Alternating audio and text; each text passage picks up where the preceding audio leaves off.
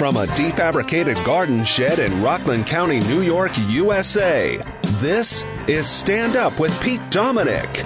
On today's episode, how to avoid your festive family meals resembling a Real Housewives Botox brawl. And now, the podcast host who has no need for Botox due to his already perfectly angular features, Pete Dominic! That is right, Pete Cohen. It's great to have you back, my friend. Thank you very much for that unbelievable intro. Accurate as always. A lot of people over the Thanksgiving week break, they were talking about my perfectly angular features. Thank you, sir.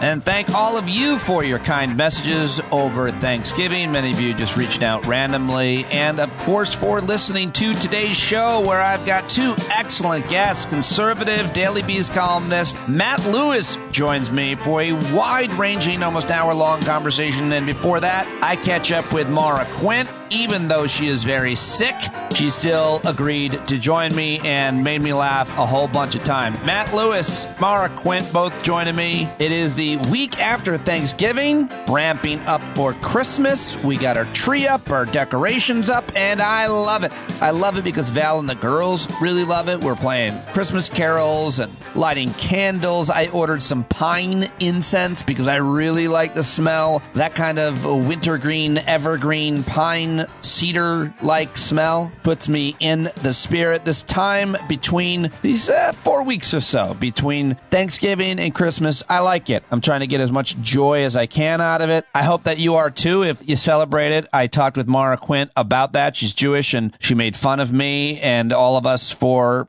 celebrating. It was really, really funny. I think you're going to love that. So if you're not someone who celebrates Christmas, there is a place for you here on the show, including in today's conversation. But I'm sure I'll mention some Christmas-related things between now and Christmas, and certainly in the days afterward, what I call Taint Week, that week between Christmas and New Year's where really nothing happens, that week where time just stops. Taint Week. Well, between now and then, a lot will happen. Let's talk about what has happened over the past couple of days here at the top, where I go over just a few things. That's what I'm going to try to do at the beginning of every show, like 3 to 5 things. We'll call it just a few things. You know, just me constantly rebranding the opening of the show. Thank you for bearing with me as I figure out my way into the light, what you want, what I can do each day on this daily podcast to get you as informed, enlightened as we possibly can together each and every day on the issues that are important to you, your family, your community, your planet, your soul, all of it in just a few minutes. And then my guests.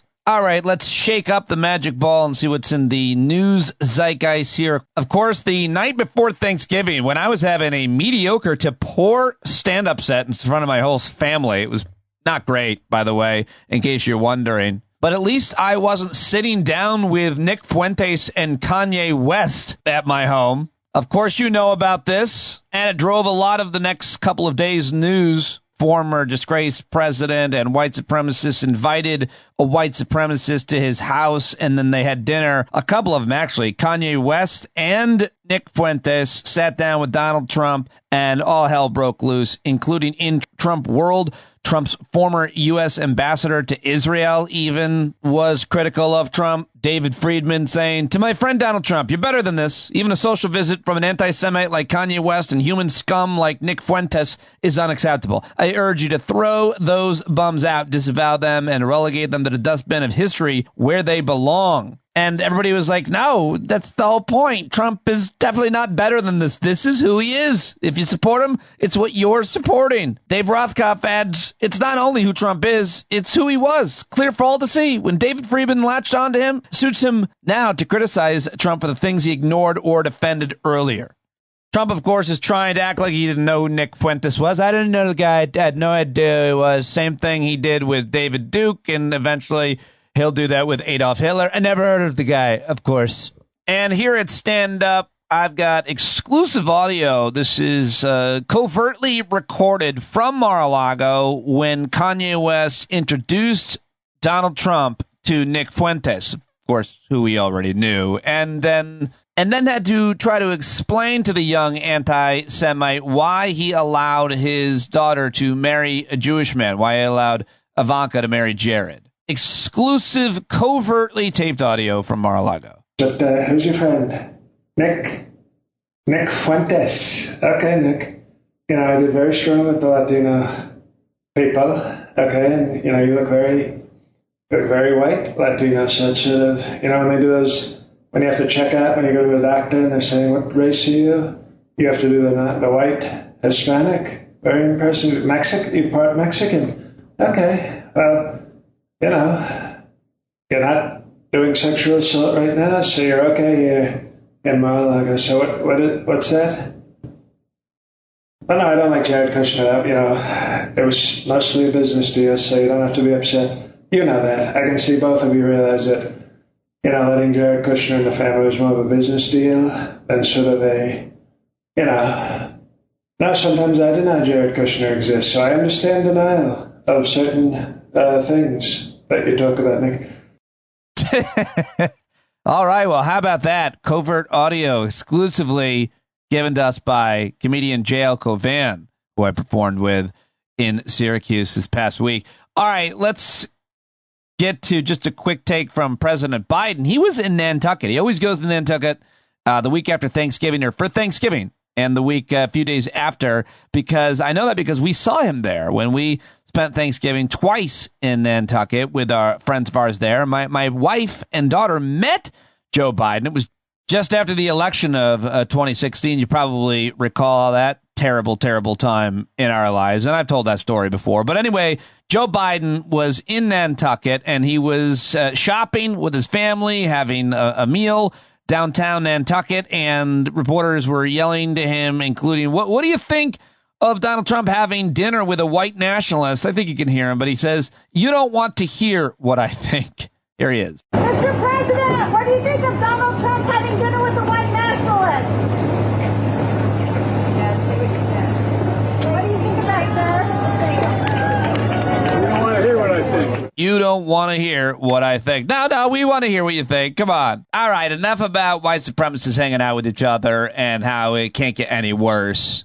And now let me play this for you from CNN State of the Union. Dana Bash had Congressman Adam Schiff on her show, and she asked him about what it's going to be like when Kevin McCarthy takes over and wants to kick him off his committee. And Adam Schiff captures exactly what the situation is going to be for Kevin McCarthy and how he's going to have to deal with this for the next 2 years, because he's got no principle, no backbone, no ideology, and the QAnon caucus are going to run all over him. I thought this was really good analysis of a very shitty situation. You well know the man who was trying to be Speaker, a Republican, Kevin McCarthy, says that he wants to kick you off the Intelligence Committee, the committee that you now chair, because of your handling of the Trump-Russia investigation, and specifically that you repeatedly asserted that there was direct evidence of collusion, direct collusion, which didn't materialize. What's your response to McCarthy? Well, McCarthy apparently doesn't think it's collusion if your campaign manager is giving inside polling data and battle strategy in key states to an agent of Russian intelligence while the Russians are helping your campaign. But most Americans would call that collusion. McCarthy's problem is not with what I've said about Russia. McCarthy's problem is he can't get to 218 without Marjorie Taylor Greene and Paul Gosar and Matt Gaetz. And so he will do whatever they ask. And right now, they're asking for me to be removed from my committees, and he's willing to do it. He's willing to do anything they ask, and that's the problem. Kevin McCarthy has no ideology. He has no core set of beliefs. It's very hard not only to get to 218 that way, it's even more difficult to keep 218. That's his problem. So he will misrepresent my record. He'll misrepresent Derek Swalwell or Ilhan Omar, whatever he needs to do to get the votes of the QAnon caucus within his conference. All right, there's Adam Schiff confronting the realities of what's going to happen when Republicans take over Congress, the House, in January, including it's going to be Jim Jordan probably leading the Judiciary Committee, which, when is that movie coming out about Jim Jordan and Ohio State? When are we going to finally get to see that awful, disgraceful person? All right, now let's move on to what I think is probably one of the best Sunday shows in all of television. It's MSNBC's Velshi, hosted by my friend Ali Velshi, who had Dr. William Barber on. Runs a nonprofit aimed at reviving the morals of America, the Poor People's Campaign. We love Reverend William Barber. I should get him on this show. But Barber argued that the solution to Democrats' election woes is to stop chasing suburban voters. A lot of people agree with this. You and I had a great conversation yesterday about the importance of poor and low-wage people, not just to this election in Georgia, but generally speaking in the midterm elections, particularly in the South. Exactly right, Al. And that's why we're here, because listen at some data that you and I talked about. Those persons making under $30,000 a year voted 12-point highest for Democrats, according to exit polls. Those making under $50,000 a year voted about 5% higher. There's not a state in this country where poor and low wage voters do not have at least 30% of the electorate. And in every state where the margin of victory is within 3%, poor and low wealth voters have over 40% of the electorate.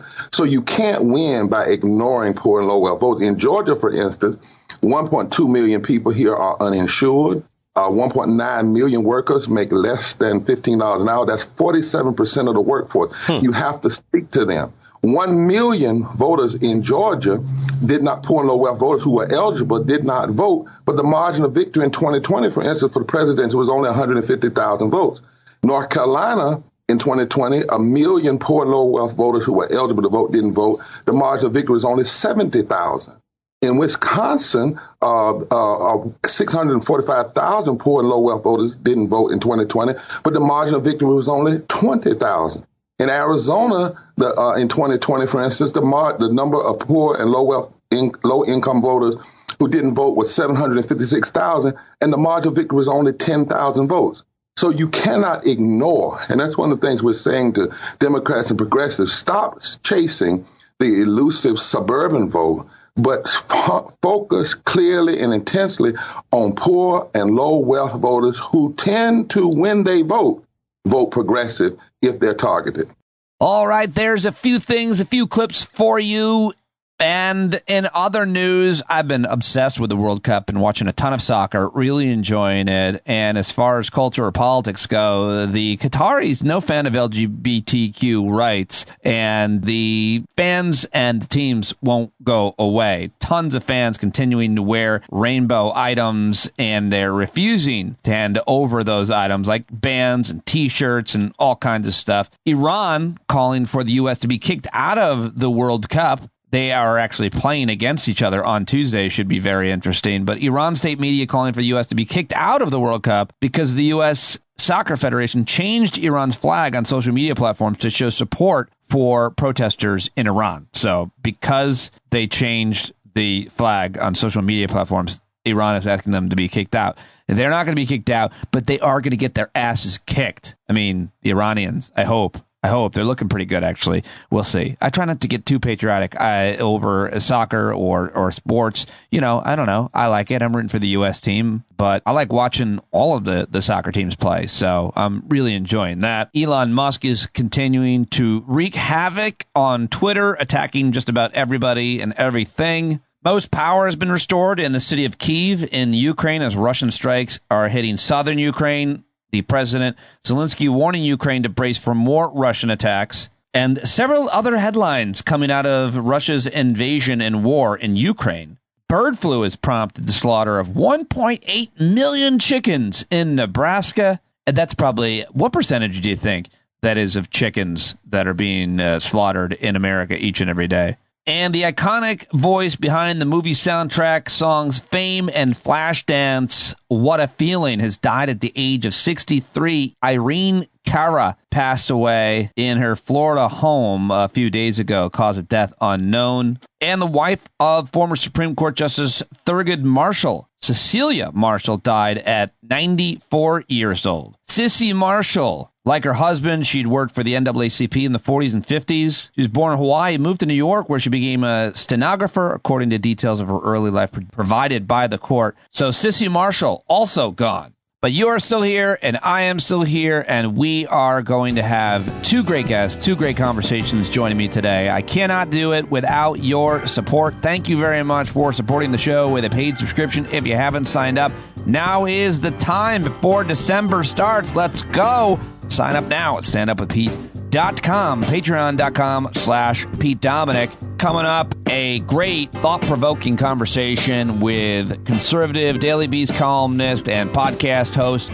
Matt Lewis, who is a never-Trumper but a anti-abortion guy. And so that conversation is fascinating. No doubt will be triggering, should be, I think, to many of you, but I'm glad that we had it. Matt's a really interesting and good guy who I enjoyed talking to, but I vehemently disagreed with on many things. But I'm glad that we had that conversation, that Matt joined me. That's coming up. But first, I've got Maura Quint because it is Monday, and I generally talk to Maura on Mondays here on the show. It's Maura Mondays. We recap the week.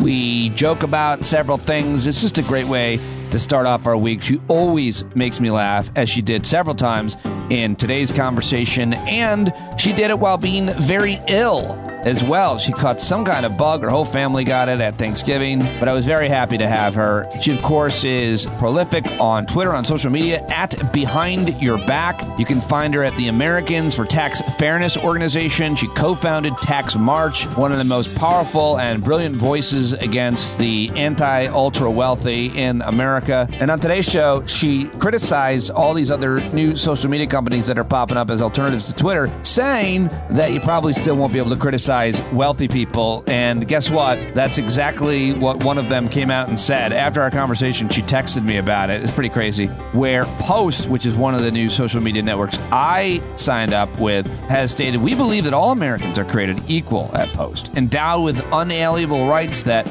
include life, liberty, and the pursuit of happiness, regardless of their gender, religion, ethnicity, race, sexual orientation, net worth, or beliefs."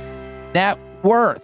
They slipped that in there. Huh. Maura texted me and said, "I said this as a joke on your podcast, and then I read this." Well, she's brilliant, and apparently she is a prophet. One of my all-time faves, always a great conversation. Today is no exception. Here we go with Maura Quint. Okay, there she is, and I'm very happy that you're joining me. I promise I won't keep you too long because I know you're very ill, and we're very thankful that you joined us even though you're sick, Maura. I'm so sorry you're feeling so crappy. I'm completely sick, and I'm doing absolutely nothing, but I roused myself from my near slumber to come here and talk to you. It's the only thing I'm doing today. Thank you. We really appreciate it, and I promise I'll try to distract you with this conversation, and then if you feel like fainting or coughing a lung up, you can. I was promised that this would heal me. You promised me that if I talked to you, I would suddenly be all better in some sort of like Jesus-y kind of way. And I just figured, I don't know, that might work. You look a little like a genie, so I didn't know how I wanted to answer that, and then you said I looked like a genie, and it hurt. It hurt a lot. I don't think anybody's like, "Oh my God, that guy's so hot. He looks a little bit like a genie." I look like there are hot genies. There are lots of hot genies, actually. I think there's probably like a whole Pornhub search term for hot genies. Is that right? I think so. Probably. Well, then I stand corrected. Thank you. Then I'd like to grant you a few wishes, and hoping one of them will be that you're feeling better. That didn't make any sense. That was my wish for you. But you got sick at your gathering. People gather and they get sick. And that's what happened. Have you found patient zero? Everybody got sick, you're telling me. And you're not? Yeah, the whole Thanksgiving day, everybody walked away dying, basically. Yeah. And I'm pretty sure patient zero was my son. I'm pretty sure. Yeah. Oh, it's your fault. It's totally my fault. He wasn't feeling great. And I like COVID tested him that morning. But, but here's the thing. He wasn't the only sick person. His cousin was like throwing up all day. Oh, wait a second. Yeah. No, we got a whole race going here. So it could have been her. I'm not sure. But the other thing that is really that's so annoying about it all is, it was a big Thanksgiving, but it was beautiful. And so it was entirely outside. Like we ate outside, we were playing outside. So it was felt like a little bit safer about it, but nope, didn't matter. Just like an absolute germ bomb went off. Interesting trial and error situation there where you weren't even so much as trying to avoid it. It really was a beautiful non-normal November temperature up here in the Northeast. And the next day, I think, too. Well, did you all then, like, it's like now that we get sick after we're with people, obviously we want to test for every pathogen. And that's just what we do now, I guess. Mm-hmm. Right?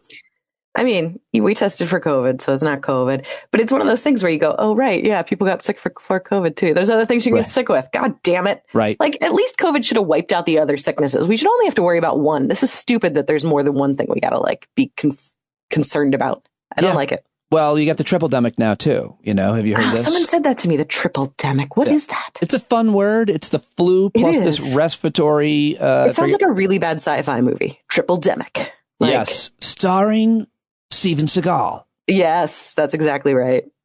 That's exactly right. He is a terrible person. I was reading about him over the weekend. No, it's triple-demic is flu and RSV and COVID. RSV. I don't know what RSV is either. That's another word that, like, or letters, I suppose. It's a respiratory virus that's really kind of pretty dangerous for very young, like infants and young kids especially. But so it's filling up a lot of hospital beds. I am behind on sicknesses. I'm like that person who stopped learning about pop culture in like 2005, and they're just like, oh yeah, these are the only bands I know. I've never updated this information. That's how I am with sicknesses. I'm like absolutely stuck in some sort of like Nickelback, right? Like that's still a thing. Like I have not in any way updated apparently someone references. Didn't subscribe to several epidemiologist substacks during the pandemic. I did not. Yeah. I did not. I relied on everyone else to tell me. And then I was just kind of like, well, if I don't see people and I wear a mask, I mean, I don't know what else to do. But someone will tell me, I'm sure. We know you pretty much got ill there because everybody else did. But we know you didn't get sick, insisting that you go out to a shopping mall on Black Friday, which Val, my daughters, and my mom all went out. And I think my mom, they drove separate cars. And my mom punched out real early, or not real early, but she's like, I'm out of here. But how does it make you feel to think about going to a shopping center of any sort on that day, Black Friday? It's probably really safe. Like nobody's there, right? Who's at a shopping mall on Black Friday anymore? I feel like that's like a pretty open area with not a lot of people. Isn't everybody just online? They're all there. All of them. They're still all there? They were all there. All of the people and all of the parking spots and all of the lines were there. I feel like that's not a heavily masked crowd. I don't know why. I'm making a general broad assumption here. Yeah. But I feel, I've never been a Black Friday person. That always seemed kind of like intense to me. And I always felt really bad for the people who had to work on that day. So I just always look, I make lots of choices that are terrible for people across the world. I'm not trying to have any sort of moral superiority here, but like every so often you can stake a claim here and there and be like, no, but I'm not going to do that. That's a terrible thing I'm not going to do. I'm doing 25 other terrible things, but this one I'm not going to do. And that's kind of how I was with Black Friday. So I never partook. Instead, you're helping people, according to your Twitter, of course, you're helping independent artists and other folks that are doing gift giving this time of year, which is nice. That's a fun, purposeful thing to try to do. And what is this? You have this idea that, where was it? I'm just reading. I can't imagine. I don't know. I drank so much over the last week. I have no idea what I was posting. It'll be a fun surprise for both of us. Did you do a lot of drinking? Will you drink while you're sick? A lot of drinking. No, dear God, no. Right. No, I wasn't going to drink anymore anyway. But like the Thanksgiving activities in my family do tend to be pretty, well, I mean, it's my family. And so there's this element of like, oh boy, I can't do this sober. So, the pours get a little heavier. I can't find what I was looking for, but I too drank probably too much. And by too much, I meant, I think there's a certain kind of red wine because every once in a while I drink it and it was all my mom had. And I'm just out cold. I'm super sleepy. 2 glasses of wine, super sleepy. And then like my family watched a movie and I fell asleep. Is it wine or is your mom serving you Dayquil? Because that's also kind of reddish. Could be. It wouldn't be surprising. People trying to get rid of my energy. I can be a lot.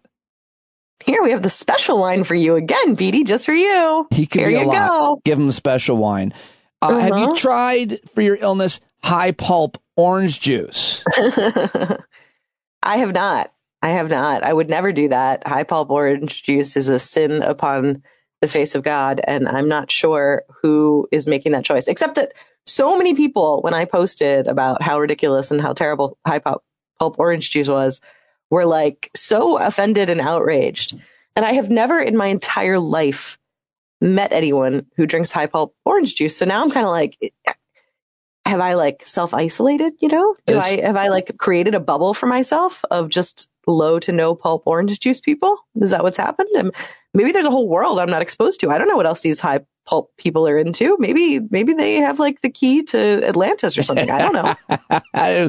Tweet made me laugh real hard. You wrote, "It terrifies me to know that every day walking around in the same world I'm in, there are absolute psychopaths who make this choice." And you included a photo of a bottle of high pulp Simply orange juice. And then you followed that up with, I guess after maybe seeing some of the responses, you wrote, "Okay, hey, everyone who chews their juice, I'm sorry I've offended you. I see now that you're simply built of tougher stuff than me. Please do not throw your food juice at me." And I don't know why, but when I read "choose your juice," I laughed real hard.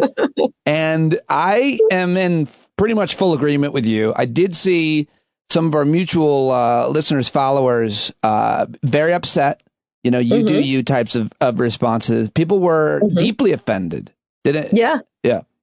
But here's the only thing I know is that those are the people I actually don't want to piss off. There is something about them. Like, these are the people who, they can hurt you. They can hurt you. You gotta like get on their good side. Yeah. So they're filled with pulp. I will apologize right now. I know that some people listening are high pulp people, and I'm just saying, hey, I pay my tithes to you. Tell me what I'm supposed to do. You are obviously a better, superior being. Please do not be angry at me. Please. I'm sorry I've offended you. Our new pulp overlords. Do not throw you. You're worried about people throwing the food juice because it's like actually it would hurt. It's not. It's not a liquid. Yeah, it's chunks of. It's like little orange pellets coming at you.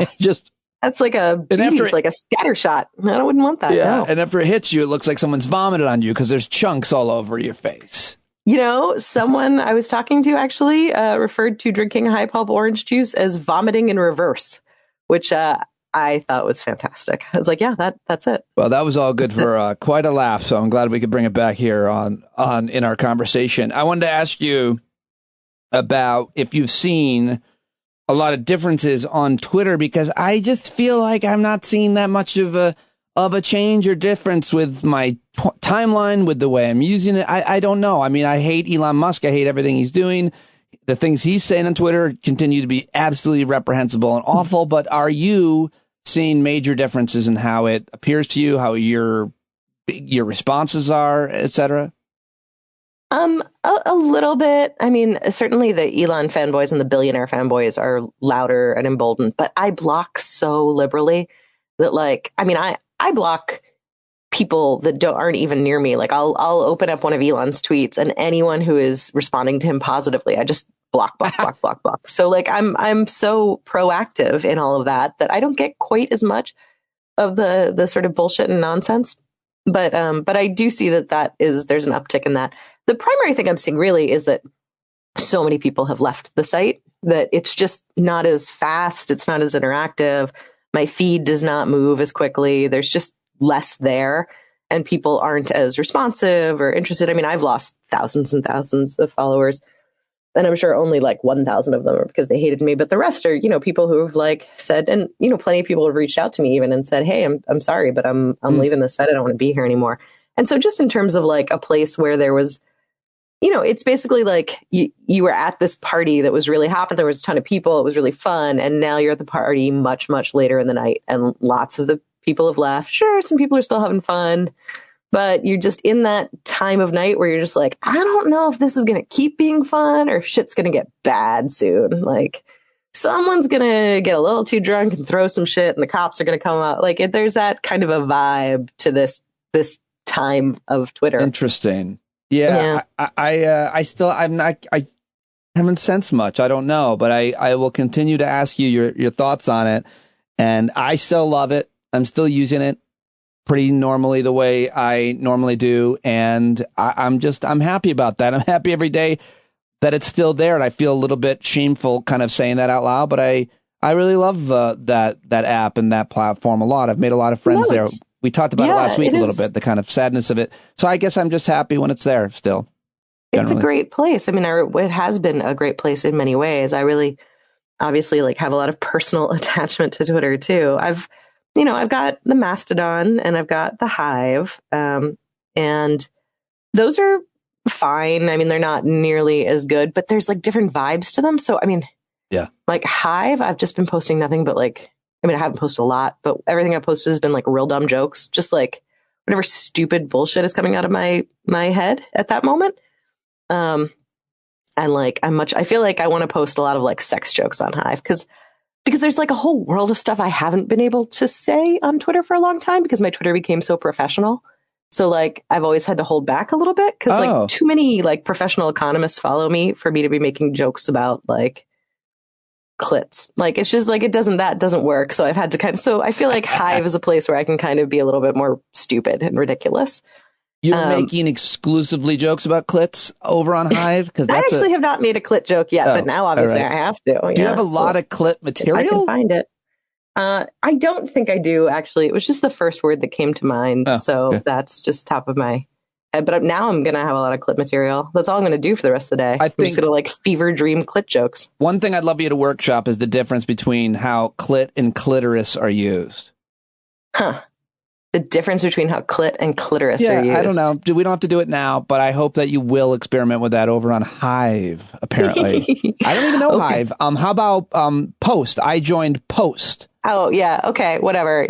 I'm because I'm nobody, I'm waitlisted for Post, but good on you for getting on Post. I don't understand or whatever. I know a lot of people over at Post. Mm-hmm. They're all right. They're all from Indonesia. And you were like, don't let her in. She sucks.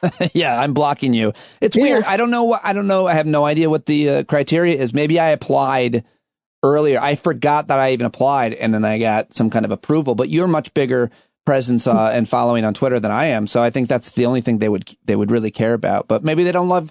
Maybe they really like my amazing tweets. Well, I mean, the thing is as well, like all of these are, from what I understand, owned by absolute terrible people, billionaires and the whole deal. So like, none of them might be so gung-ho to have the like tax the billionaires lady come join their site. Like, I don't know. But no, I applied for that one too. Like, I'll camp everywhere. I'll throw a couple of things down here or there. We'll see how it goes. But wait, are you going to, you should join Clitter. Have you thought about that? I would think you would be big over there. I can't believe you could find it. Oh, I saw you're loading your clip too. Wow, I wish I was so straightforward, Pete. I mean, like, it was the only answer. Video. Yeah. I can't believe I didn't think of that sooner. Alyssa Milano has been blasted and ripped and blasted for trading her Tesla in for a Volkswagen, apparently. Yeah, she's like I mean, I don't believe in like deep ops or anything, but she really seems like a creation of the right to like parody what the left might be.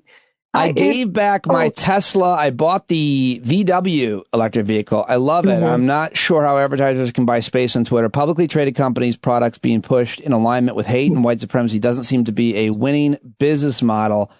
I guess so. She did that out of protest because it's a weird choice. I mean, as I've been telling people, every time people like to make fun of Elon Musk, I would never buy a Tesla because of him. I'm always like, do you know the CEO of Ford or GM or any other huge car manufacturer? Are they great people? I mean, they're just not dipshits. Well, don't buy Teslas because, they run over children and like catch on fire and lock you in the car. Like, don't buy Teslas because they're bad products. Actually, there are so many interesting threads I've read from both like mechanics, from Tesla line workers, and from car reviewers who are just like, all that they've cared about is this computer mechanism. And so the actual assembly of the car is terrible. Like, the parts don't quite fit together. You have gaps. I've heard a lot of that too. My friend Jim, who probably is listening, had one. I was visiting him in California, and he was complaining about it so much. We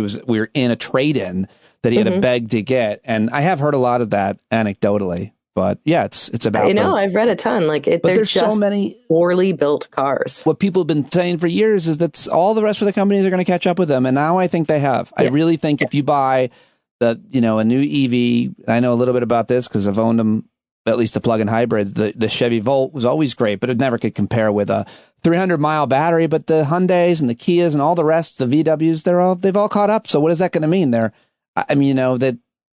They look beautiful too. They all the aesthetics are there. I'm not sure where the future of Tesla is, but it can't be helping any company to be such a divisive person. I mean, think of almost any other company. Papa John's, I'm trying to think of other CEOs that really tanked their product. No, and I mean, like, Elon, he has lived in such a bubble of, success, and he will turn this into a total, fiscal success for him as well, because at that level, we've created so many parachutes that it's like it becomes impossible to fail. You can run ahead of any failure. You can sell, you can short, you can do all sorts of fun things that absolutely guarantee that you will be walking out of this fine. And you will not only be walking out of it fine, you'll be able to spin it as a genius move. And all of the people who do not have access to these ridiculous tools that we have put in place go, oh my goodness, and just, applaud in rapt attention at the fact that, billionaires are playing a rigged game that they can't help but win. So much of it. And you've been on that forever. And now everybody seems to be learning what you have been screaming for years and years, which I guess is good for awareness. But maybe, I appreciate how public this is in terms of, Elon is going to walk out of all of this fine no matter what. He absolutely is. But you look at the thousands and thousands of people who were laid off before the holidays, who just their lives were just thrown upside down. And he does not care. He just absolutely tanks people's well-being and their entire existences without a second thought for any of it. It is, he's that sort of person. He just walks around and everything he touches turns to shit, but he's fine. It's very, very irritating to see. And what would... That's the lowest. Well, yeah, but I'm not sure what measure of failure or justice or accountability you could expect for him. What? No, there'll be no justice. We don't have justice for the richest. We just have to wait for them to die, and then we have to get real excited when they're dead. Well, the only nice thing is that Elon Musk is one of the few billionaires whose night you actually can ruin by saying something mean on the internet. Like, that's fun. That's a nice little upside. He's actually really upset, and that's kind of great. That's great. I love that. Now, finally, I wanted to ask you if you had heard about, thought much about this weekend, apparently at Mar-a-Lago, a former disgraced president who's running for president again, wrapping up basically his first week since he announced that he'd be running again, sitting down with Nick Fuentes, who is this kid. He's really young, first of all, and tough to look at in his face or listen to his voice or the things he says. But, the headline should be former white supremacist president sits down with white supremacist. Right. I mean, it's right. But apparently everybody's abandoning him and trying to throw him under the bus. And, even his former ambassador to Israel has weighed in to criticize. But what are your thoughts on this? He said he didn't know David Duke. Remember that when he was asked about him? Sure. He's saying he didn't know this kid. But he also, Kanye West was there. And apparently Kanye West said to Trump, I'm thinking of making you my vice president, which, I would have been so happy to have seen what transpired after that. What are your thoughts on this whole meeting? I mean, it's frustrating because they just keep trotting it out more and more on the surface as to what the Republican Party is. And it is fully the Republican Party. They look for Trump. They basically, like Mikey liked it, Trump with white supremacy and Nazism all the time. Just like they're looking around like, I don't know. Oh, well, it's fine. He's good with it. Everybody's cool. Okay, now we can do it. Like, it's a constant state of that with the most bigotry and racism that they can get away with. And he paves the way for them to be able to eat their big bowl of racism and like be like, yay, it's fine. We can do this. It's okay. It's all been vetted now. So everything you see Trump do is just like, it's just a couple of weeks, couple of months, however long ahead of when all of the rest of them will start doing it. So, I mean, we should be aware they're more and more fully aligned with like just blankly white supremacy as a full ideology. And they have been the whole time, but they're like more and more willing to claim it. Which, more and more. I don't know. I don't even know if that's scary. Like, I want to say it's scary, but at the same time, it's like, well, you've been doing it the whole time. So at least you're saying it out loud now, I guess. I don't know. Maybe. Well, yeah. Steve Bannon, Sub Gorka, Stephen Miller, all of the most well-known, outspoken, anti-Semitic, racist, bigoted, sexist, like they're all invited over. They're all invited over to sit down. Mm-hmm. I think it does get lower and lower. There's nobody lower than Alex Jones, maybe, and he's been I should have mentioned him in that list just now. I mean, there is no well-known, and then the ones that get caught for the crimes and arrested with the insurrectionists or others, they're seen as martyrs, and he'll meet with them. It's the worst people, the worst of the worst. Who's worse? Yeah. I mean, the only positive element is that we saw so much of the Trumpism, so much of the far right getting rejected at the polls in the midterms. And so, the fact that they are continuing to just fully lean in and embrace, like, maybe that's putting off a certain percentage of Republicans. I mean, maybe that's something that will hold. I don't know, though. I don't want to be that optimistic. It seems like they'll just win over the middle soon. I wonder. He always does as well. Yeah, sorry, I stepped on you. When I'm just thinking about when it comes to anti-Semitism, like his thing has been for a long time. The Israelis are the good Jews, the real Jews. Yeah. The right-wing Jews are Republican, conservative, whatever. But especially the Israelis, and now like the Israelis are like those Israelis that he's talking about, the very conservative right-wing Israelis, which is a lot of them. They're like, well, you know what? We draw the line at Nick Fuentes. I don't think so. I mean, I know a lot of those people, and like, they don't care that much. Well, maybe they'll throw out a statement, but like, it's not going to lose them. They're not going to lose support for the terrible. Unfortunately, I know a lot of those people, and they, it's funny. I follow this one person who used to be a friend of mine who is that sort of mindset. She's an Israeli. And I watched her, and I've been watching her Twitter feed lately.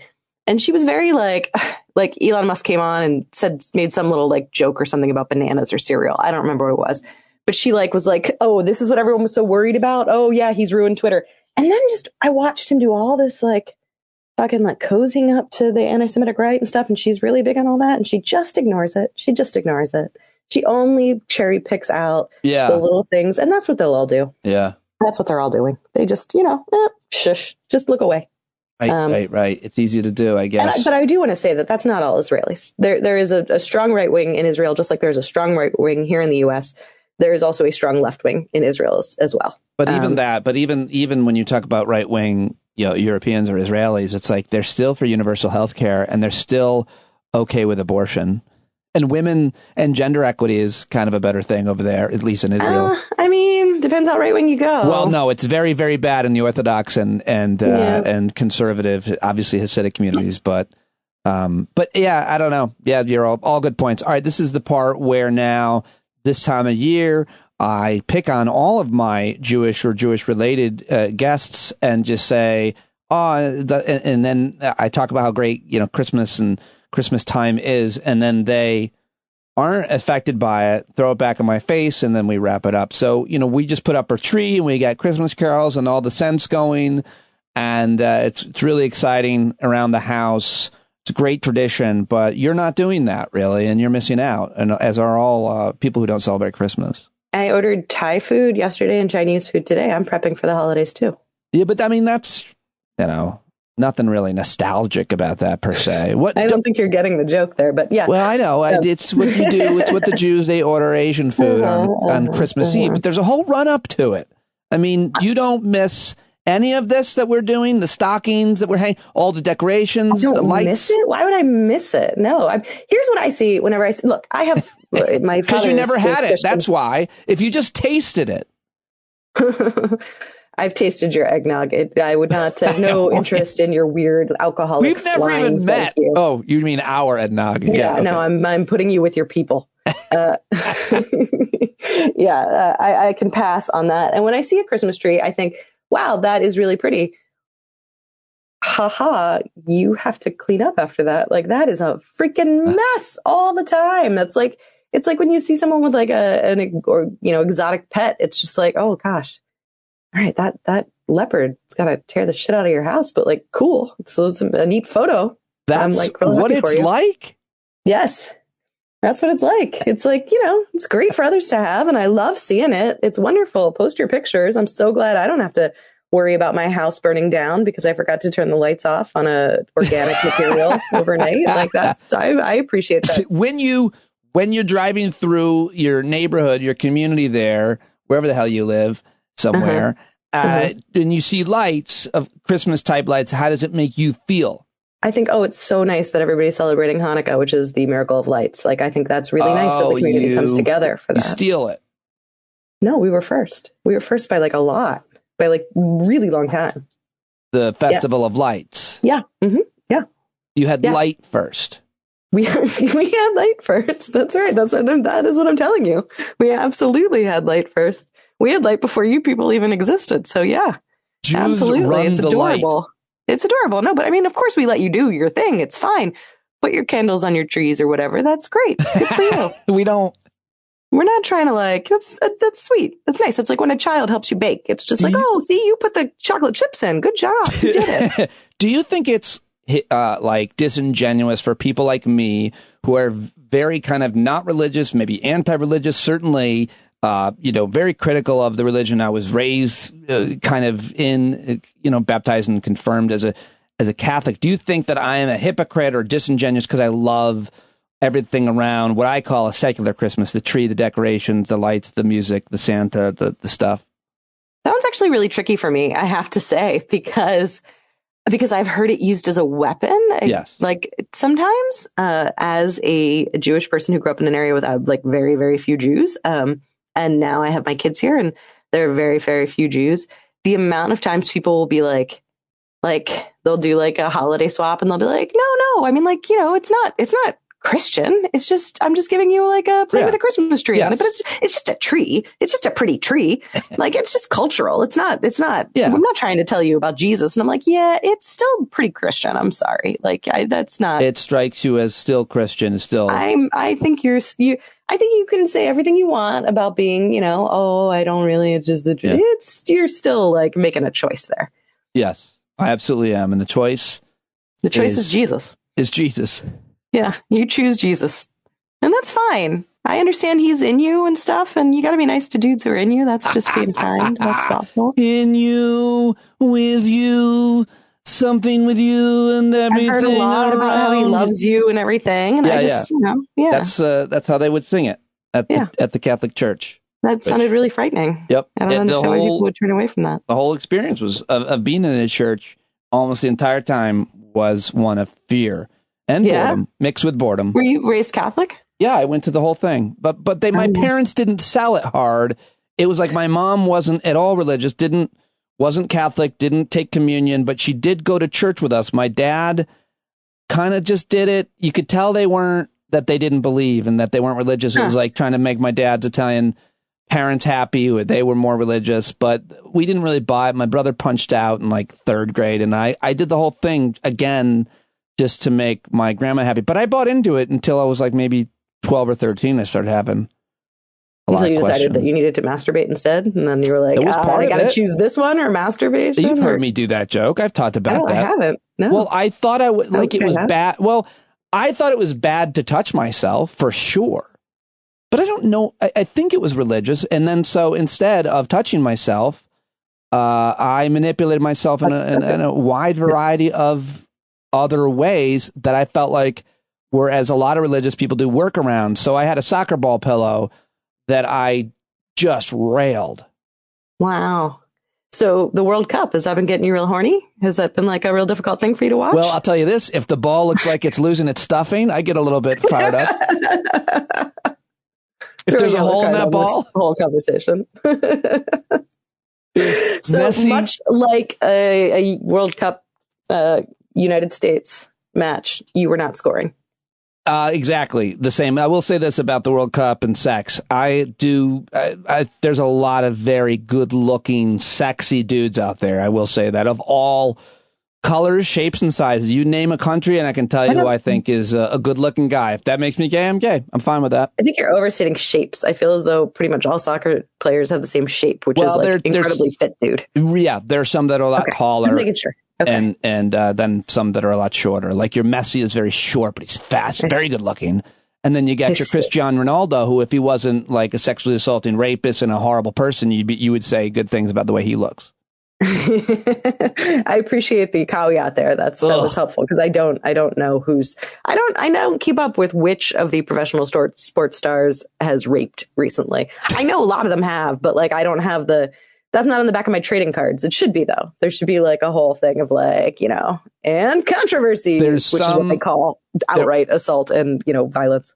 The thing that's been, I guess, culturally interesting is how different it is to be a gay female athlete and be out versus a gay male athlete and be out. That's still a huge problem. Some of the female soccer players I saw and follow were openly criticizing the fact that I think the U.S. men, if I heard this right, they were basically saying, we know that there are some queer guys on that team and they don't come out, and we all have. And it's an interesting thing, especially in that shitty country in terms of human rights that Qatar is, and they're policing that obviously for every country. But I have noticed that. I wanted to comment on that. No, it does. Well, I mean, that's the way that we have sports and the way that we socially accept sports is that we expect that men are very masculine, and we also expect that the women are very masculine. So we've created this whole like gender disparity on sports, that it is a male thing to do, and liking chicks is a male thing to do. So it's all right if the women also like chicks because they're sports athletes. It's oh well, what are you gonna do?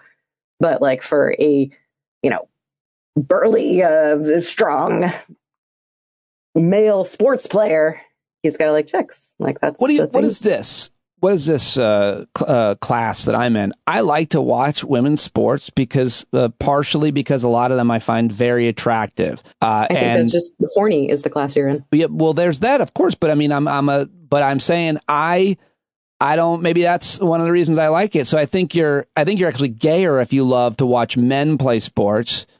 Because I'd rather watch in some sports at least women play because I'm so super straight. I like women who look like men. I actually like men. Am I recording? I see. I like the ladies who I'm not even sure. I'm like, is that a guy? That's what I'm attracted to. Wait a second. Well, that's non-binary. It's a whole different other thing. You're ahead of your time. Yeah. Basically. Maybe we can, rub your head and make some of these people appear before you. Have you tried that? Have you granted yourself 3 wishes? Back to the earlier genie reference. That's right. I wish that were a thing. If it were, I'd make you feel better. You made me feel better just talking to you. I'll let you go, but I can't believe you powered through this, and as always, made me laugh really hard several times. Thanks, Pete. All right, there she goes. Let her know you heard her here on the show. Thank her for joining us, even though she's sick. @BehindYourBack. Go tweet her and cheer her up. Maura Quint, always amazing, brilliant, and hilarious, thought-provoking. As always, love talking to her, and I know you love to hear from her as well. Always a great way to start off the week. Go tweet her @BehindYourBack. Now time to bring Matt Lewis back on the show. He's a senior columnist for the Daily Beast. He is a podcaster. @MattLewisPod is his podcast Twitter handle. You can follow him on Twitter @MattKLewis, matklewis.substack.com. And we had, I thought, a very thought-provoking conversation. I mean, I get as triggered as you probably do when he talks about his anti-abortion stance, but I heard him out and let him say everything that he wanted to say and frame it the way that he wanted to frame it without really arguing too much with him. I pushed back, told him, obviously, that we disagree on things. I hope you like the way I handled this conversation. You might have handled it a little differently, but I enjoyed talking to Matt, and I hope to continue the conversation. And maybe you would like to talk to him as well. We could have him join one of our hangouts, or maybe you could throw a question to me that you want me to ask him. Anyway, Matt was great. I hope you liked this conversation. We talked last week at Matt K. Lewis, Lewis. Here we go.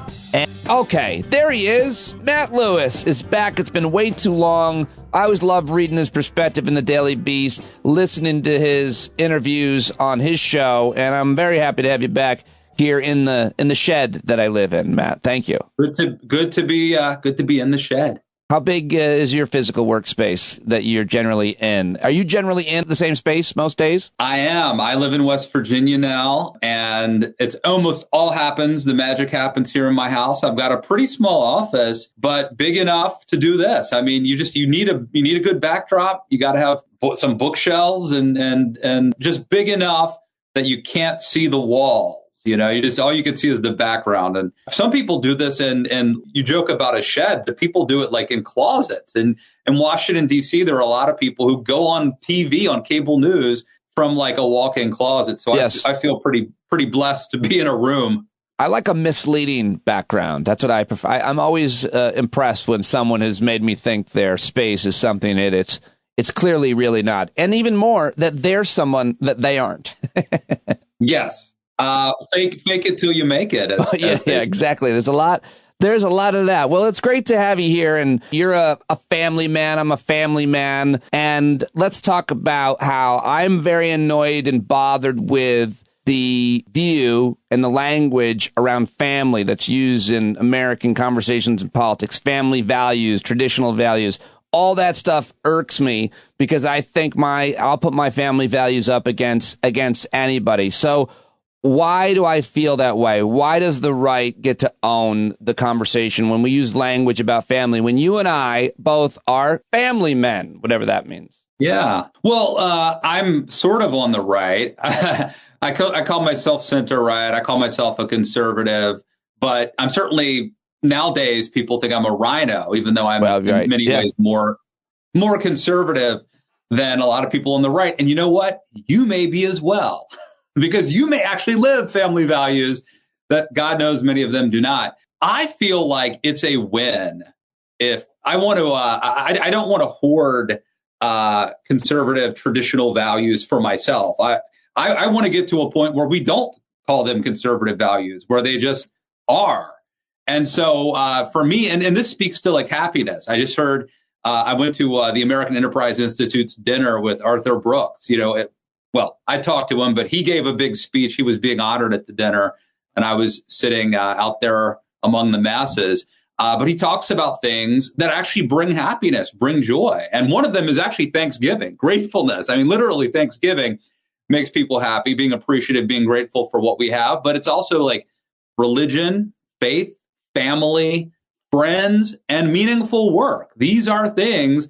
And if you believe in those things, I call them conservative values, but it doesn't matter to me what we call them. Like, if that's what you have, I think it's good for you and good for me.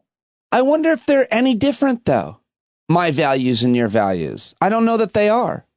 They may not be, or it may be that the big things that we have are more important or bigger than the differences we have. Well, I think no matter what it is, it might prevent someone like you and someone like me having a conversation about an issue that they're having with their children. And I have found that one of my favorite things to talk about with other men is parenting, especially if they have a daughter, my daughter's age, because we can share and compare and how did you handle this and how did you handle that? Well, my daughter's been giving me this kind of issue and I've been having this. And those conversations to me are so enlightening when I hear the struggles you're dealing with, the solutions that you offered, where you took your lumps, wins, and losses. Like, I don't ever want to have that wall up between you and I. Is there that wall? I don't think so. In fact, a fellow father who cares about being a father, that's a connection right there. And that alone is something that we have in common. And I think that's a shared value we have, is that we care, because anybody can be a father, but that we're fathers who care about raising kids and trying to do the best we can in this role. That's a shared value. Well, let me ask you then, because I love talking parenting. Your kids are what, 10 and 12? 10 and 12, yeah. What do you think What are you trying to be as their dad? What do you hope that they see? What do you think your role is? Answer any of those questions however you want to, Matt. So first of all, I'm not trying to raise good kids. I'm trying to raise good adults. And so I see myself as their primary mentor, and I hope I stay that way, but I see myself as their primary mentor, their primary teacher. I mean, I send them to school, but ultimately the buck stops here. I want to teach them. And not only do I want to teach them, I'll bring them to meetings with me. We watch cable news together, and then we watch TV shows together and then stop the shows and have huge discussions. We watch King of the Hill, that cartoon, which, it's a good cartoon, but it raises a lot of ethical and moral conundrums and stuff. And we stop and we have a conversation about it. We listen to podcasts and, speeches while I drive them, shuttling them around to school and basketball practice. And then we talk about things. So they go to school, but I still see their education that's moral. That's a moral education. And that's a academic education. Whatever it is, the school of hard knocks, ultimately how to be a husband even, or how to be a father, all these things I'm trying to impart in a way that's not too pushy. And so far, so good. Well, that's great to hear. I think I tried to do some of those things like listen to podcasts or watching shows. I never tried the thing where you hit stop and. Oh, yeah. That's key. Because when I tried these things, my daughter would be like, Dad, I'm not listening to that. And then she'll take the phone and she'll turn on Spotify and play music and look out the window in the car. And if I try to press stop, I feel like my daughter will be like, what are you doing? And then press play. And then I'll be like, I'll be over here. We'll watch it. Thank you for watching it. But that's great that you've been able to do some of those things. And I like what you said about role modeling. Do you have things that you do with them that are you and them things, activities? Yeah. Well, I do. And I think one of the things is to meet them where they are. Yeah. Like my oldest son is really into anime, and I was never into anime. I didn't even exist in America when I was a kid. And it's a little bit weird, but my oldest boy wants me to watch it with him. And we found this show called My Hero Academia that actually I really like. And there's some anime there's like dirty anime, and that's not the official title, but there's certainly anime that's not appropriate. It doesn't share our family values. But this show so far, I think, is reinforcing lessons about leadership and about character and about heroism. And so we watch it together. There's another YouTube show that he likes that's basically, it's really teaching critical thinking, it's called Food Theory. And there's another one by the same guy called Film Theory. And, would I be watching it by myself? Probably not. But he and I will spend time together watching these shows. And it's not just the shows I want to show him, like, hey, here's Ferris Bueller's Day Off, but it's the stuff he wants to watch, too. So I think that's important to have, sharing interests. Oh, and I'm also reading a book now. So I get all these books because I'm a podcaster like you. I get all these books for free. Yeah. And I can sign up with publishers to get free books. Yeah. Thank God. And he's into gaming and programming. And so I've signed up to get some of those. So I got a book of a guy who was like a big gamer, programmer, and my son read it first. And now I'm reading it because he wants me to. That's great. And that's part of the gig. You got to do it. If you're going to ask them to buy into your stuff, you got to buy into their stuff a little bit. Yeah. Yeah, absolutely. That's why I've gotten my daughters into skeet shooting. I haven't. We've never done that. That's the thing I've always wanted to do. I did. You know what? I went skeet shooting with Governor Rick Perry in Texas once. That is a hilarious and bizarre thing to drop into a conversation that demands now the story be told. I mean, like, what an icebreaker, Matt. Holy. Well, when I say, okay, so I've gone shooting with him twice, once skeet shooting and once at a firing range. And I actually have a signed target, my target from the firing range that he said, shoot straight, stay conservative, Rick Perry. And this all goes back to when, a decade ago or whatever, when Rick Perry was governor of Texas and he was going to run for president. And there was a sense back in those days that conservative bloggers really mattered and that we really had some sort of influence, which of course we didn't. We probably thought we did. And so Rick Perry would court conservative bloggers and bring us to Texas. And so it wasn't just me skeet shooting with Perry. It was me and probably 5 or 10 others. And I would go to barbecue places with him.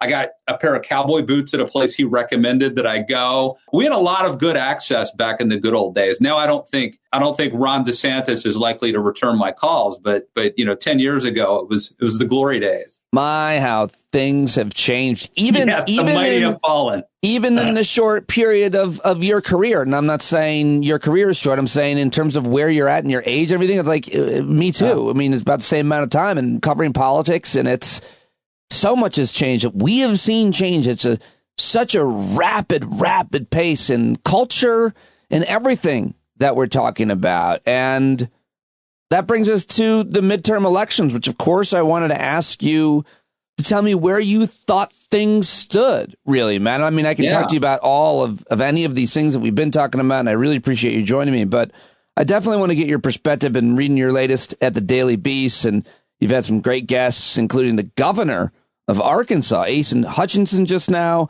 on your show. And so, you're talking obviously about names that could run, but the big question, is Donald Trump done? It looks like right-wing media is starting to pull away from him. And as far as I've always been concerned, right-wing media is the most influential part of the entire movement, the Republican Party. What do you think? Well, I definitely think the conservative media complex, or whatever we want to call it, is very powerful. But remember, Trump had them, and like he had Breitbart.com and all these other outlets that he either co-opted or maybe they just had an affinity for him. But he did bring like the Wall Street Journal and Fox News to heel before.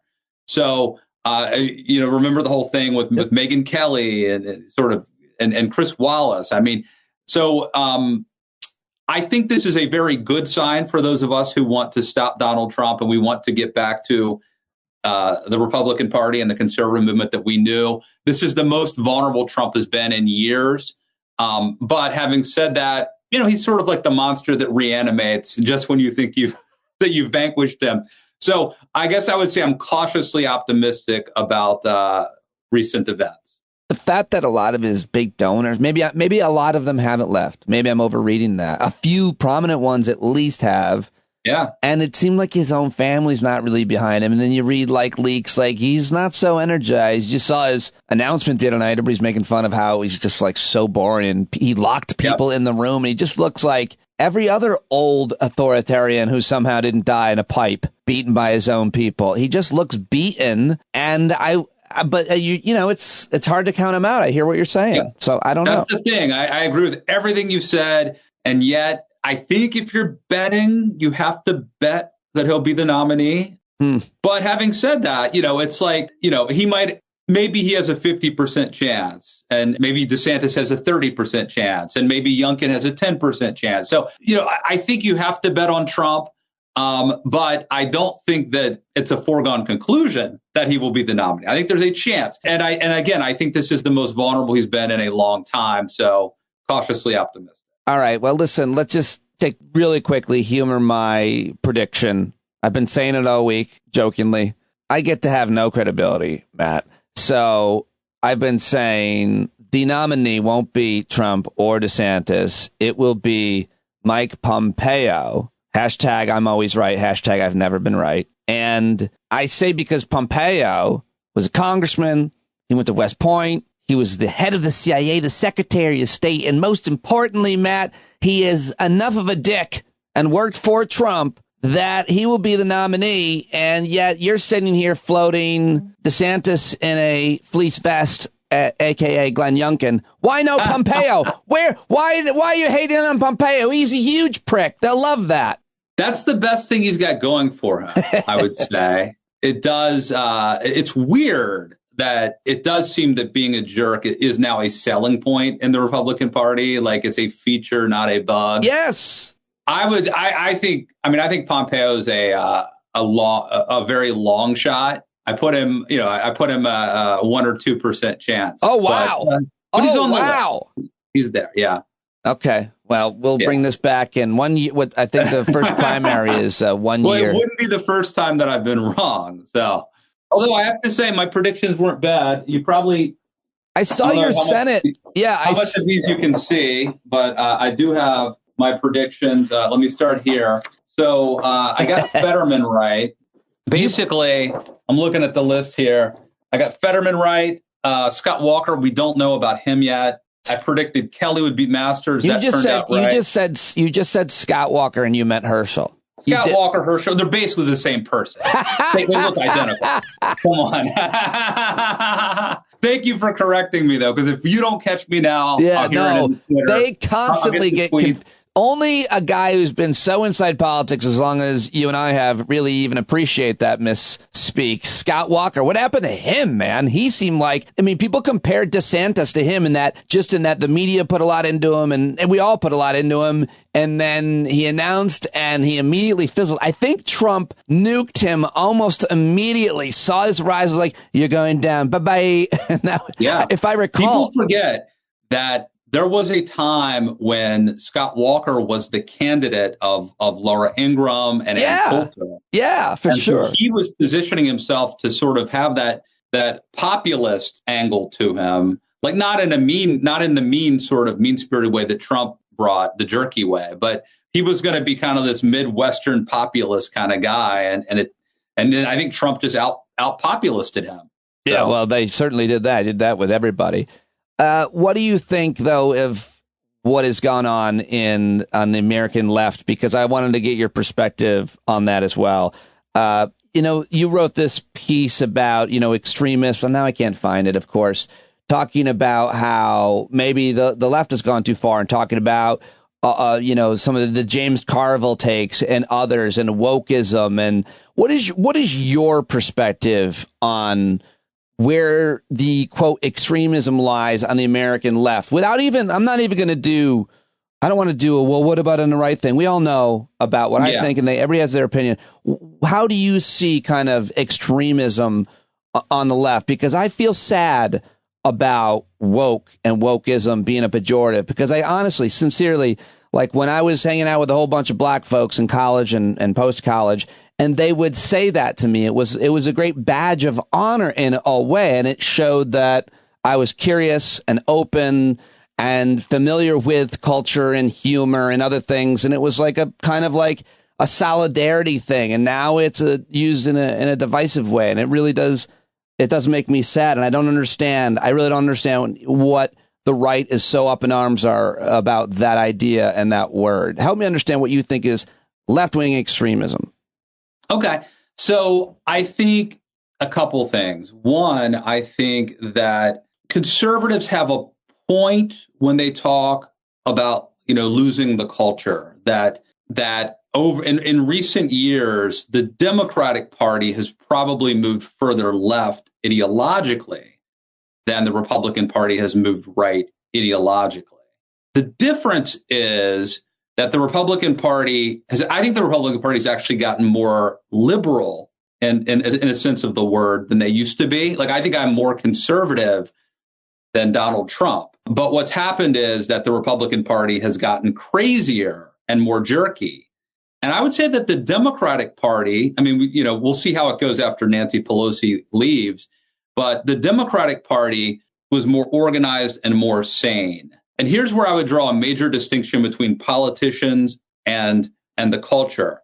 I think that the American public, to the degree the American public is concerned about wokeism and leftism, it is not primarily what is happening in Congress or being pushed by Democratic politicians. It's what we are seeing on Twitter. And then the question is that nut picking? Are we just picking out the craziest, weirdest, most radical left-wing thing that somebody said on Twitter or on cable news? Or is that actually indicative, of what is happening in the world?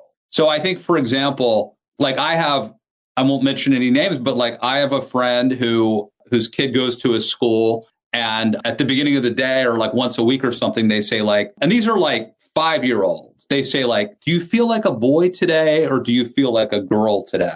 If you feel like a boy today, go to this side of the room. And if you feel like a girl today, go to that side of the room. And that's the kind of thing. I don't think that's being pushed by a lot of Democratic politicians. I haven't heard any Democratic politicians advocating for that, but that's happening. It's not, I mean, it is anecdotal. It's a story that a friend of mine told me and I'm telling you, but I certainly believe that it is true. And I believe that it's maybe not pervasive, but it is happening out there. And that's the stuff that I think is driving a lot of people crazy. The sense that there's indoctrination happening, and especially with younger children. We saw this play out in Virginia. This was very potent, I think, in Virginia, and the Glenn Youngkin, Terry McAuliffe, critical race theory and trans bathrooms were really, I guess, the two big topics about a year ago. So anyway, I will shut up, but that's where I am on that. No, I don't want you to shut up. I'm interested in all of the things that you're saying. I think the conversation, and I think you did a good job in the way that you categorized it in terms of ideologically and then how people feel and perceive things. But I feel like, and you being more conservative than Trump and what that means, all these words, if we could focus in just for the sake of this conversation on policy, because I've always felt like policy is what really affects people's lives more than conversation, more than feelings, more than attitudes and behaviors. If there was a policy, for example, from the Department of Education that mandated that a teacher asked boys and girls if they felt like a boy or felt like a girl, or, I mean, when we were growing up, that we had shirts in skins. Did you have that? Oh, yeah. Where you like kids had to, like if you're playing in a gym class or something. If you're in a gym class, half the class had to take off their shirts, and 99% of us boys in 7th and 8th grade felt super insecure with our shirt off, and certain kids felt destroyed by it.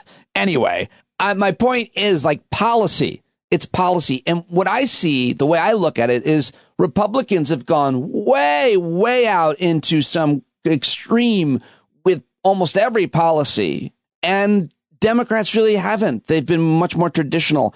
When it comes to legislation brought to the floor, voted on, even at state houses, much less in the House or even the Senate. And I'm wondering if we just looked at it in terms of legislation and policies that were pushed, much less passed, but especially ones that were passed by Republican-controlled House, Democratic-controlled House, Senate, state houses. How do you see it that way? What are your concerns, more specifically, to refine the question, about Democrats and policy? Well, I think until recently, so like the Dobbs decision obviously happened in June, but so just exclude the last year or two. I think there was a sense, and it wasn't necessarily legislative achievements. In some cases were Supreme Court decisions, but there was a sense that the left was winning on policy with things like abortion, with things like gay marriage. Now, again, a lot of these things were not decided legislatively. They were actually handed down from the court. So I think that conservatives had a sense that they had lost public policy battles, not even through the usual legislative means, but that they were sort of just taken by virtue of the court. And that created, I don't want to say, a sort of a complex that I think really dug in. I've always been interested in policy and public policy. And I think that in the Republican Party, until recently, there was an interest. You look at someone like a Paul Ryan, who, we can talk about his failure to actually enact public policy or successful public policy, but clearly a guy who was interested in it. And conservatives used to talk about ideas and policy. I think now on the right, there's a sense that is small ball, that passing a bill or even that is really not where it's at. The problem in America today, according to the right, is the culture. It's this culture war. And it has to do, it's more about vibes, and it's more about Hollywood and academia. And so there is now a sense that if you're talking about, the adjustable tax rate, then you're just a nerd and you don't know what time it is. And that's our version of being woke, by the way, is being red-pilled. And, both sides now have this sort of verbiage. And so I think that right now, look, we're Republicans just won, the majority of the House. And instead of talking about like crime, doing something public policy wise to address crime or inflation, they're talking only about basically getting revenge on Hunter Biden. That's essentially where they're at. So I don't think they care about policy much right now. What do you care? What about you? I mean, like, do you look at the world and look at the future for your kids and worry about this policy or that policy, this kind of law or that kind of law, and think that you wish it were different? In Matt Lewis land, what are you actually concerned about for you and your family? I mean, I used to care a lot about policy and things like, I mentioned Paul Ryan, things like entitlement reform, I think were very important. But I don't have the luxury of caring that much about policy right now. The thing that I care about a lot, I mean, I am pro-life and I do care a lot about that issue, but now we have Roe versus Wade has been overturned. That was a priority for me my whole life.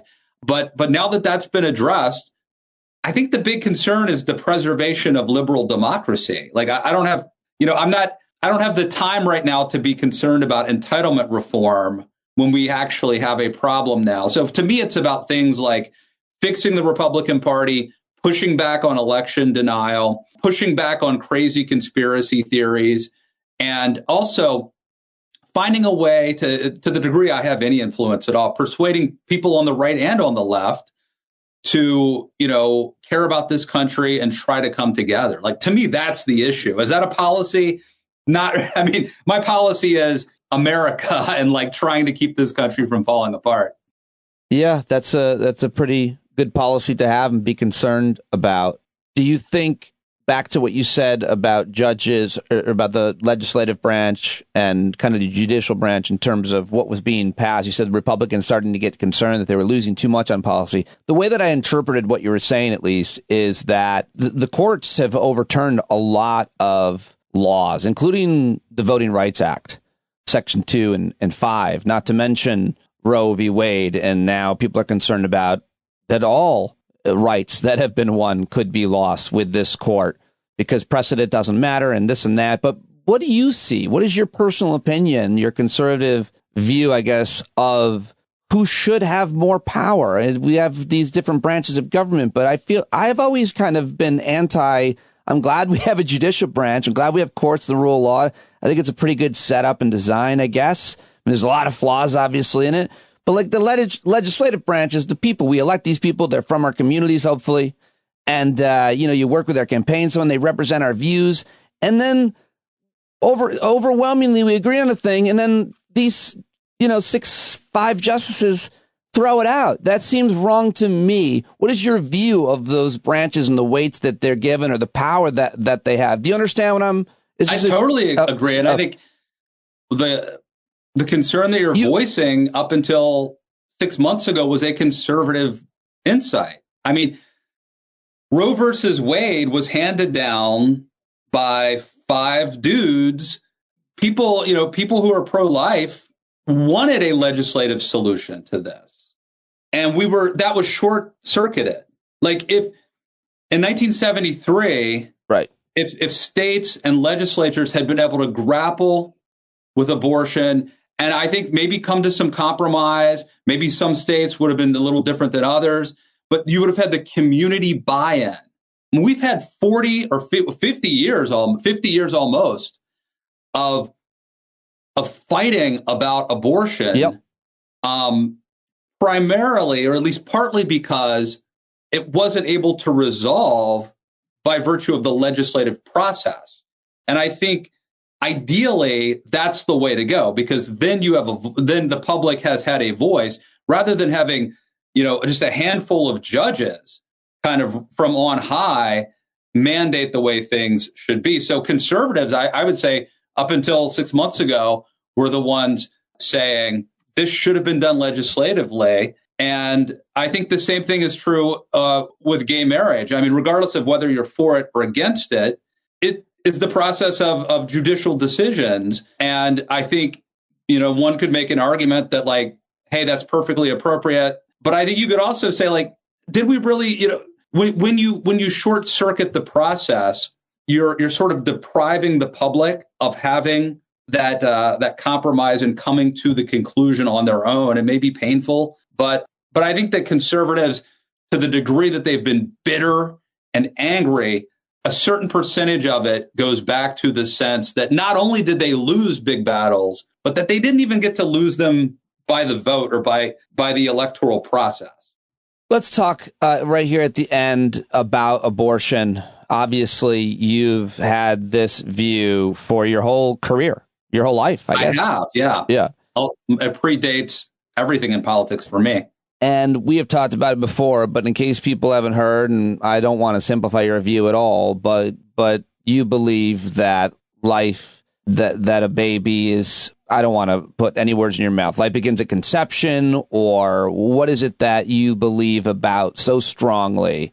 And then I do think it's important to allow you to make your passionate case here so that I can understand and others can understand, because I think you also have advocated, at least for policies that support families and women if they're not forced to have a baby. But so it's a nuanced take. It's not that simple. So go ahead, take as much time as you want, because I want people to get to hear your view now that the world has dramatically changed. So go ahead. Well, thank you. I appreciate it. I'll try to be brief without, cutting too much of the important stuff out. I'm not sure exactly when life begins, but I can tell you I've seen the ultrasound of my children and put it on Facebook, put it on the refrigerator, and it's a baby. It's not a fetus. By the time you get to the point where you're getting that ultrasound, like it looks like a little baby. And then the question is is it when's the magical moment that it becomes life? Is it being birthed?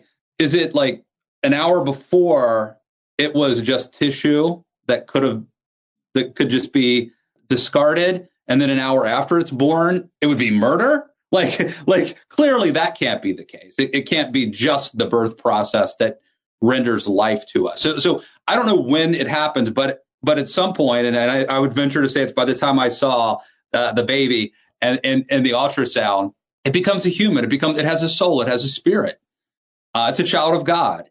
And so I believe that. And I do think that it's important for a civilization, for a good society, to value human life.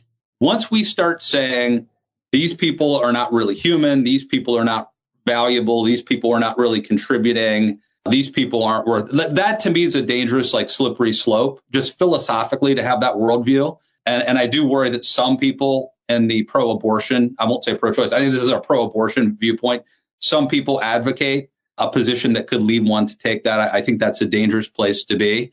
So I'm definitely pro-life.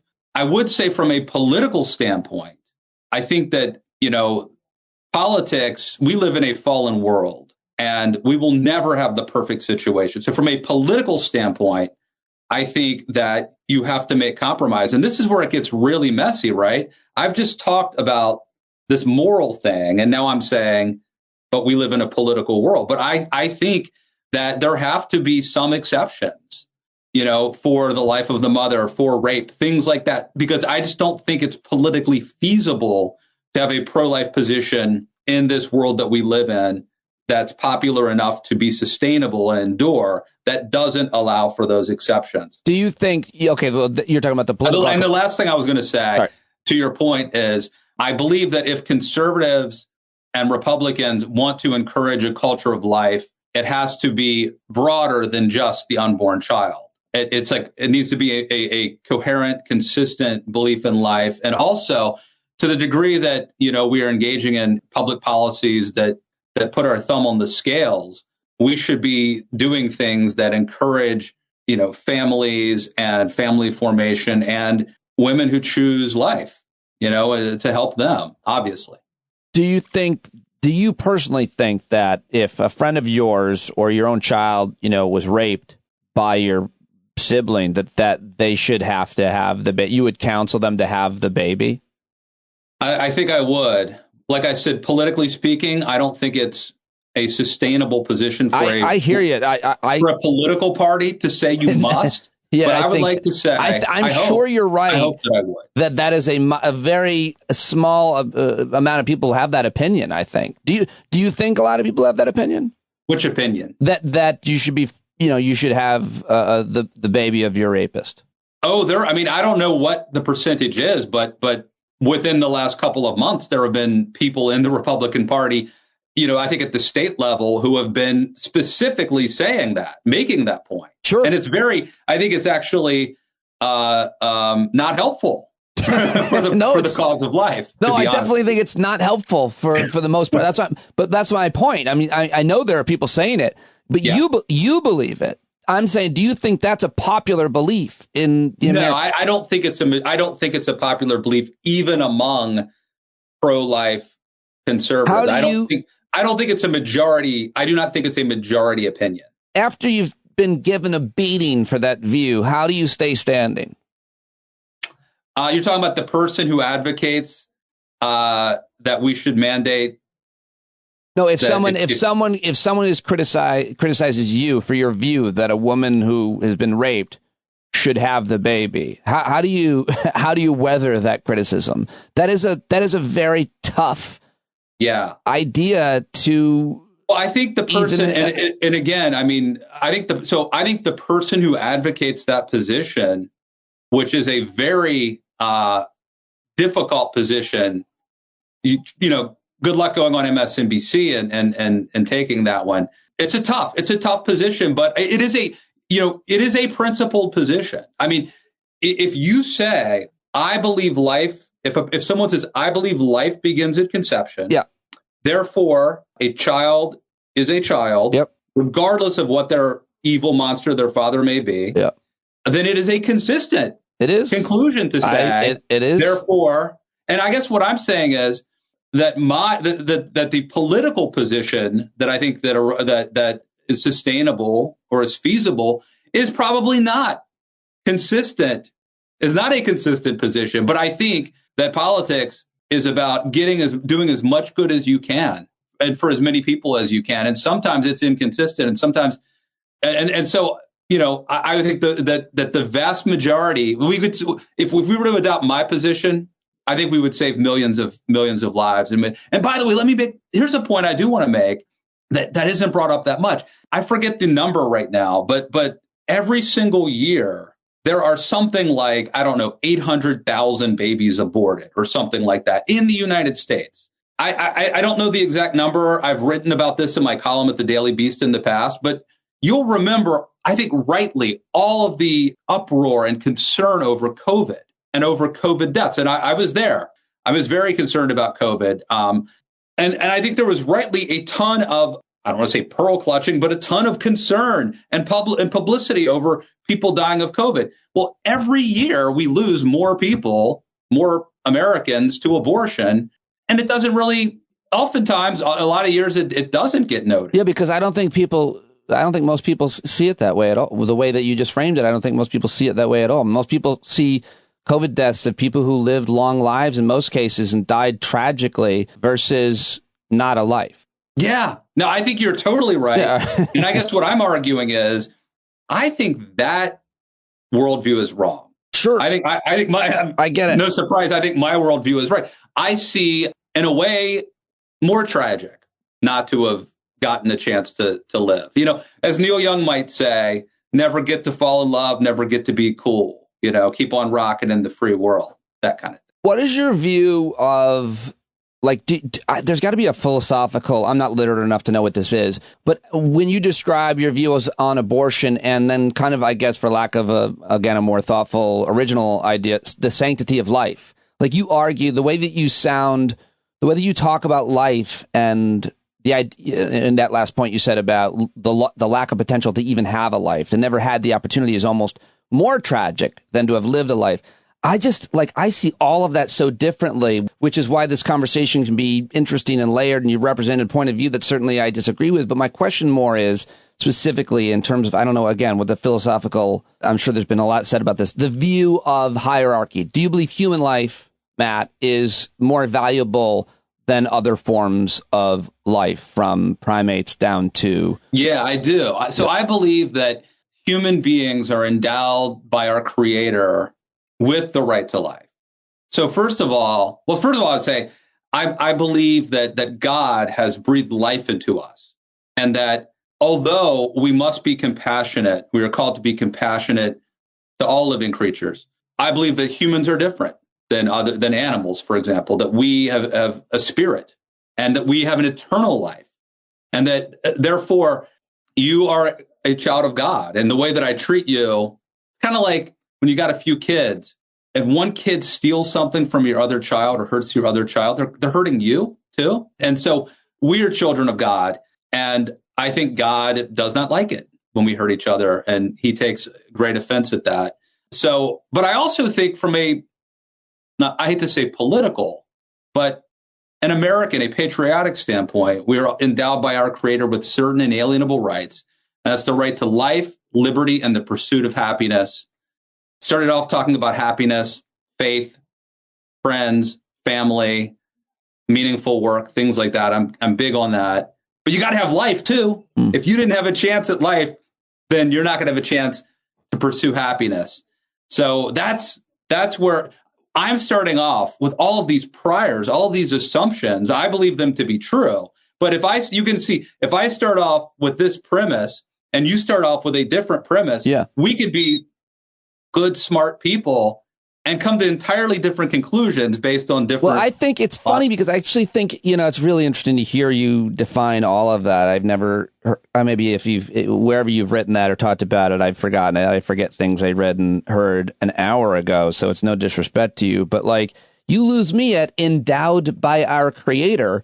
But even if we didn't agree on that, the problem I see that some conservative points of view have, and I think you kind of share this view, is that we all have the opportunity to pursue happiness, that we have a kind of an equal opportunity to pursue happiness in this country. And I feel like that is I wish that we could, put aside some of the stuff we've been talking about, cultural or religious values or anything, and say, does Matt Lewis and Pete Dominick have a similar opportunity to pursue happiness at the beginning of their lives? And what is the role of our society and the government that we create to represent us in creating those opportunities? And I feel like we don't come together on that ideology at all. I feel like conservatives are in it solely for themselves and their own interests, and us liberals who are better than you care about other people who we aren't. And also I realize that that's why a lot of people don't like us, because of that kind of sanctimonious attitude, which is why I'm taking it in this conversation to represent it to you in hopes that I can trigger people and get better ratings. What do you think about those kind of clashes of views? Because I wish we could just get to talking about the policies and the ideas that would create opportunities for all of us. Better, equal, closer to equal, not equal ever. I mean, the older I get, the more I appreciate that we have, these two political parties with these two worldviews. Because I think there are areas where the right's right. I think there's areas where the left's right, or more, one side is more right than the other. Jonah Goldberg famously talks about, I think, as I recall, he says that, conservatives were right about communism. Democrats were right about civil rights. And you need both sides, because one side is going to be wrong about certain things, or just not as passionate about pursuing them. And so, to me, the big issues right now are big issues. Like the right to life is a big issue, but also preserving liberal democracy is a big issue. And to the degree that I am kind of torn between, or I'm politically homeless, it's because neither party, neither philosophy right now is good on both of them. One party's good on one party's good on the other. Neither are good on both of them. And I think that's a real travesty. But I will just tell you personally that I believe that there are things like institutional racism that happen. I believe that the world is not fair. Even there's even just little things like tall people make more money. We're talking about like healthcare. Go on. Thankfully, I'm married, but go on Tinder and say you're 5'3", you're gonna have a harder time getting anybody to swipe right on you, right? So like there are obstacles, but I do believe that we need to pursue a society that aspires to believe that all men are created equal, and that we hold that up, even if it's an aspirational thing, and that we try to create a more perfect union where we're getting better. I mean, I know a lot of conservatives don't like the whole veil of ignorance thing, but I think that's a really good way. This is where if you were going to design a society, but you don't know, if you're going to create this society, but there's this veil, you don't know, are you going to be born white, black, a woman, gay, straight? How about this? Are you even going to get to be born at all? How would you design a society if you knew you were going to be coming into it as an unborn child? How would you design a society if you knew you were going to be a gay black woman? All of these things. I think that's a really helpful way. I don't know that it has to always be determinative, but I think it's a very helpful intellectual exercise that we should go through when we talk about public policy. My daughter's outside making faces at me, which is why I'm trying not to laugh, because she's out here making faces at me, not knowing the seriousness of the points that you're making, and I apologize for that. Well, you're a good dad, so I got to take her to work. I want to do part 2, and there's a whole bunch of other things I want to pick up and throw out and argue with you. I really appreciate you talking to me today, Matt. Always great to catch up with you, and I hope we can talk again soon. Best conversation I've had in a good while. So thank you. All right. I'm glad to hear that, man. We'll do it again soon. Yeah, how about it? Accolades from Matt Lewis. What did you think of that conversation? At Matt K. Lewis, let him know you heard him here, whether you agreed or not, most likely. Let him know. I'd appreciate that. Hopefully I'll go on his show soon and give my perspective, and I hope that was all right. I thought it was really interesting and obviously unique, his minority opinion on certain issues regarding abortion, but this is the country that we're living in now, so I wanted to hear what he had to say and see where we were at, and if we could come to some agreement on some important things while we disagree on others, and I think that's what we did. So, Matt Lewis, Maura Quint, and you, thank you very much. Can't do the show without you. Love doing the show for you, and if you're not a paid subscriber, please sign up now. Go to standupwithpete.com or patreon.com/Pete Dominic. John Carroll is our singer and songwriter extraordinaire, Grammy Award winning, actually, John Carroll. Of course, Pete Carroll, Pete Carroll, he's the coach for the Seattle Seahawks. I screwed that up. Pete Coe is our opening announcer. And if you want to contribute to the show or our street team, email me, standupwithpete@gmail.com, and be a part of producing and promoting the show with me each and every day. All right, that's it. I'm out. I'll talk to you tomorrow. I hope we have a good week together. Love you. Bye-bye. You gotta stare the devil straight in the eye. We got to let him know it's his turn to go. See it clear when all you hear is a lie. Don't get up off of your butt, get down off of your fence. Even if it ain't a very friendly audience, well, they'll begin to listen when you start making sense and you stand up. Stand up. No need to point your rifle to defend your town. Just stand up. Stand up. You know they can't deny you what you're laying down. Boy, you better stand up. Stand up. Show your face of every color, yellow, black, red, and brown. She's the place where every lost child will finally be found. There's only one thing to do before we stand our ground, and that's stand up. Stand up. Well, the founding fathers saw a land for all. They had to stand up. They had to stand up. They had a keen imagination for a crystal ball, drawing all the plans of stand up. But all they had to go on was the time they were in, with other causes for laws, and since they weren't even sin, they knew that change was gonna come before the change could begin. They had to stand up. All right, they had to stand up. We got to stand up. We got to look the devil square in the eye. We gotta let him know it's his time to go, and make it clear when all we hear is a lie. Why you lying awake wondering where the money all went? It'll be the cost of freedom that'll go unspent. You can see him flee the scene of that experiment if you stand up. All right. We got to speak up, we got to reach up, and raise your voice in every way you know how. Don't be told up, you got to show up. Ain't no better time to do it but now. No need to pledge allegiance to no wanton tribe. Rise up, show obedience to the voice inside, and listen well and hear